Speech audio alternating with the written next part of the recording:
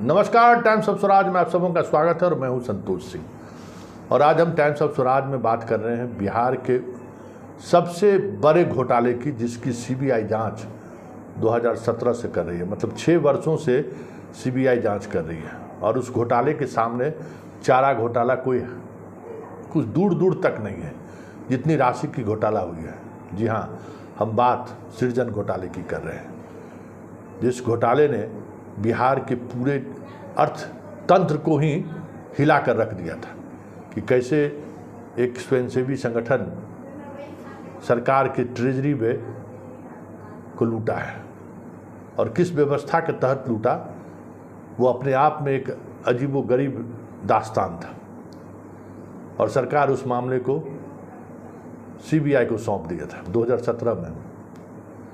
और उस मामले में 6 साल बाद भी मनोरमा देवी, जो मुख्य अभियुक्त थी, जो मर गई थी घटना केस होने से पहले ही, उसकी बेटा और बहू, जो मेन अभियुक्त है रजनी और अमित, उसकी अभी तक गिरफ्तारी नहीं हुई है। उस पर कोई कार्रवाई नहीं हुई है। वो कहाँ छुपा हुआ है, इस धरती के नीचे है कि आकाश पे है कि पाताल में है, कुछ पता नहीं है सीबीआई और ईडी का। पूरी एजेंसी लगी हुई है। पिछले महीने इश्तेहार चिपकाया गया है, जब कोर्ट ने फटकार लगाया कि भाई आप सब पर कार्रवाई कर रहे हो, मैंने एक्यूज का कोई पता ही नहीं है, तो फिर केस का ट्रायल कैसे शुरू होगा। बैंक कर्मी लोग कितने जेल गए, कितने कर्मचारी जेल गए, लेकिन वो अभी भी फरार है, अभी तक पकड़ से बाहर है। वजह दिखाने से पहले जरा हम मनोज झा का वो बाइट दिखाते हैं, जिसमें राष्ट्र हित में सुप्रीम कोर्ट ने ईडी के डायरेक्टर संजय मिश्रा को अक्टूबर तक के लिए एक्सटेंशन दिया है। राष्ट्र हित में पहले क्या होता था कि जनहित में ये काम किया गया, ये फैसला लिया गया। चारा घोटाला में भी जो है यही लिखा गया था, जनहित में ये फैसला लिया जा रहा है।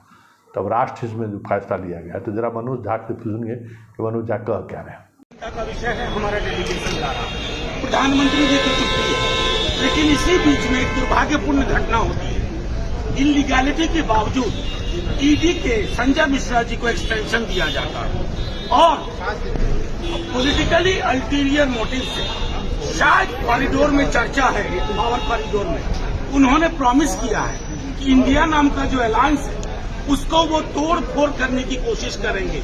ये इन प्रकार झूठ के साक्ष्य इकट्ठा करके, तो ये हम सब लोगों के संज्ञान में है और हम संदेश सरकार को देना चाहते हैं। तो आपने सुना कि मनोज झा कह क्या रहे हैं। वाकई में जो मनोज झा कह रहे हैं, अगर उसको गौर से आप समझने की कोशिश करना है या आप उसको समझना चाहते हैं कि मनोज झा का ये बयान क्यों है, तो आप सृजन घोटाले की जांच में सीबीआई और ईडी की भूमिका पर आप गौर करिए। सच्चाई यही है सृजन घोटाले में कि इस घोटाले में जितनी भी राशि बैंक से निकाली गई फ्रॉड तरीके से, वो सारी राशि कहीं न कहीं बीजेपी के नेताओं के माध्यम से इन्वेस्ट हुआ है। बहुत सारी राशि, कई रैली में उस राशि का इस्तेमाल हुआ है। 2014 के चुनाव में बीजेपी के कई रैली में उस पैसे का इस्तेमाल हुआ है। बीजेपी के कई सांसद, पूर्व सांसद, जिनका भागलपुर और आसपास के इलाकों से रिश्ता रहा है, मनोरमा देवी के पैसे का इस्तेमाल उन्होंने किया है। एक से एक बिल्डिंग, अपार्टमेंट और यूं कहें आप मार्केट कम्प्लेक्स उस पैसे से बना है। और सारे खेल का जड़ सत्तारूढ़ दल उस दौर में जो बीजेपी रही है, उसके नेता और उसके आसपास के लोगों का डॉक्यूमेंट्री प्रूफ है। इस तरीके से पटना के एक हीरा कारोबारी के दुकान से मनोरमा देवी के अकाउंट से पैसा आया लाखों, 60 लाख से अधिक रुपए, और उस रुपये से हीरे की अंगूठी खरीदी गई, कान वाला खरीदा गया, नाक वाला खरीदा गया। और वो बिहार के जितने आईएएस अधिकारी और ब्यूरोक्रेसी के लोग के पास गया, उसकी सूची उपलब्ध है उस दुकानदार के पास जिस महिला के माध्यम से खरीदारी हुई। और इतना ही नहीं, उस दुकानदार के पास ये भी सूची उपलब्ध है कि उसको मनोरमा देवी के अकाउंट से सीधा पैसा आया और उस पैसे से किसको किसको हीरा का सामान दिया गया है।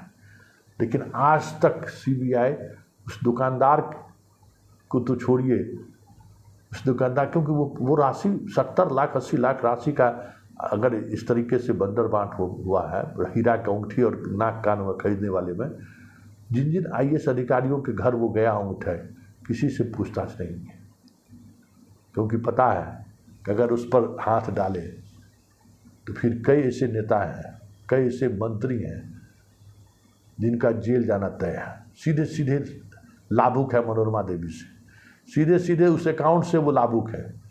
इसलिए जांच अभी भी उस जगह पर नहीं पहुंच पा रही है जहां से ये राज खुलने की उम्मीद है। मनोरमा देवी का पुतौह और बेटा आज भी सीबीआई की पकड़ से बाहर है। हो सकता है कि चला गया हो विदेश भी, क्योंकि उसको पुलिस उससे कोई मतलब ही सीबीआई को नहीं है। सीबीआई उसके घर, बताइए 17 में मामला है, 23 में पिछले जून महीने में इश्तिहार निकाला गया है, जब कोर्ट उसको फटकार लगाई है कि भाई इस मामले में जो मेन एक्यूज है जिससे जो इससे सहयोग समिति का जो है सो डायरेक्टर और सेक्रेटरी है, उस पर तो आप कोई कार्रवाई नहीं कर रहे हैं, आप बाकी लोगों पर कार्रवाई कर रही है। और ये स्थिति तो और हास्यास्पद उस समय हो गया जब इस मामले में भागलपुर में उस दौर में एडीएम थी जयश्री ठाकुर। कल ईडी ने उसकी संपत्ति जब्त करने का कह सकते हैं कि अधिकार कोर्ट से लिया है। अब जयश्री ठाकुर वहाँ एडीएम थी, वो एडीएम थी तो मनोरमा देवी के साथ मिलकर पैसा कई ट्रेजरी से, सहरसा से, कहाँ से, जहाँ वो गई वहाँ से वो पैसा मनोरमा देवी के सहयोग समिति वाले बैंक में वो भेजती रहती थी। कई पैसे वापस भी आए। तो जयश्री ठाकुर की संपत्ति जब्त करने के लिए ईडी बड़े कर रहा है कि इसकी संपत्ति जब्त कर लीजिए, लेकिन मनोरमा देवी जो इस खेल में पूरी तौर पर शामिल थी, जिनके इशारे पर ये सारा कुछ हुआ, उनकी संपत्ति जब्त करें, इसकी प्रक्रिया भी प्रारंभ नहीं हुई है। ये ईडी का चेहरा है।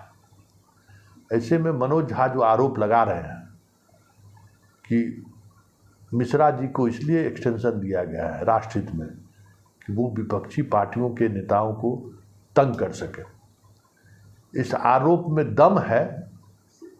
उसका आधार सृजन घोटाले की जांच भी है कि किस तरीके से सीबीआई और ईडी सृजन घोटाले के अभियुक्त के साथ खड़ी है।